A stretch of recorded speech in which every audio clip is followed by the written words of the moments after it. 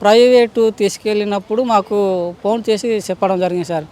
మీ పాపని ఇలాగా బయట క్రికెట్ ఆడడానికి తీసుకెళ్తున్నాం అనేసి నాతో చెప్పేవాళ్ళు సార్.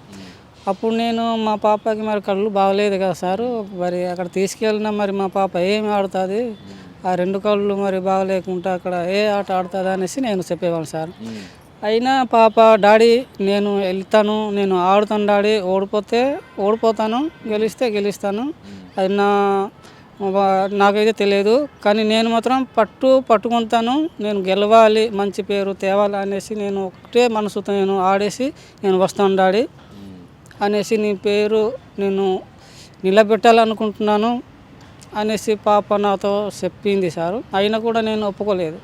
వద్దామా, నీవు వద్దు, వెళ్ళకు, ఇక నీవు ఆడలేవు అంత దూరం, మరి నువ్వు 2 కళ్ళు కూడా సరి కనిపించకుండా నువ్వు అంత దూరం వెళ్ళి ఆడడం అంతే అది ఆసమాసలు కాదు, నీ చెప్పిన దగ్గర అది జరగదు అనేసి నేను అన్నాను సార్. అప్పుడు పాప అయితే ఇంకా నాకు ఏం చెప్పవద్దు డాడీ, నేను వెళ్తాను ఒకటే మాటతో నిలబడిపోయింది సార్.